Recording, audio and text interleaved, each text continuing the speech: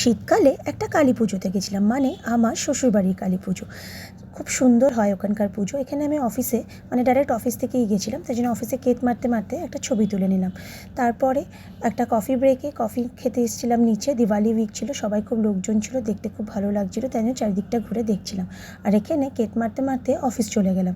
আমার একটা বন্ধু এখানে আমার ভিডিও করে দিচ্ছিল।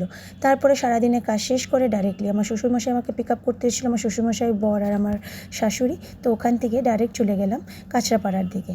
রাস্তায় খুব খিদে পেয়েছিল, তাই জন্য একটা চা বলে ধাবাতে ওয়েট করেছিলাম। আর ওখানে বিভিন্ন রকম স্ন্যাক্স ছিল, তো আমি একটা একটা করে সব স্ন্যাক্সই টেস্ট করেছিলাম। খুব খিদে পেয়ে গেছিলো, ডাইরেক্ট অফিস থেকে গেছিলাম তো তাই জন্য।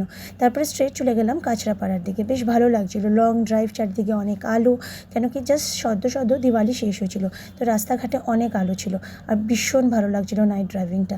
তারপরে চলে আসলাম পুজোতে এসে মায়ে একটু প্রণাম করে নিলাম, আর সবাই মিলে ওখানে খুব ভিড়ভাড় হয়ে পুজো হচ্ছিলো, খুব বেশি ভালো লাগছিলো। পাড়ায় পুজো তো তাই জন্য লোকজন অনেক, সবাই এসেছিলো আর সবাই একে অপরকে সাহায্য করছিলো। আর এটা হচ্ছে আমার যা কাম ফ্রেন্ড, তাই জন্য ওর সাথে একটা ছোট্ট ভিডিও তুলে নিলাম, খুব ভালো লাগছিলো। আর এ হচ্ছে আমার জায়ের মেয়ে, খুব সুইট, ওর সাথেও একটা ছবি তুলে নিলাম। তারপরে 108টা প্রদীপ ওখানে জ্বালানো হয় মায়ের কাছে, তো সবাই ওখানে প্রদীপটা জ্বালাচ্ছিলো। দেখুন প্রদীপটা দেখে কি ভালো লাগছে না, খুব পজিটিভিটি, তাই জন্য আমারও বেশ ভালো লাগছিলো। খাওয়া দাওয়ার পরে ওখানে হোম হচ্ছিলো, ঠাকুরমশাই হোম করছিলো খুব নিষ্ঠাভাবে, আমরা সবাই দেখছিলাম, ভীষণ ভালো লাগছিলো। তারপরে চলে আসলাম একদম রাতে ডাইরেক্ট শুতে। সারাদিনটা খুব টায়ার্ড আর হেক্টিক ছিল, তাই জন্য ব্লগটা দেখার পর আপনাদের খুব মজা হবে সেটাই বলছিলাম। মানে খুবই এনজয় হয়েছে, আপনারা যখন দেখবেন তখন নিশ্চয়ই বুঝতে পারবেন।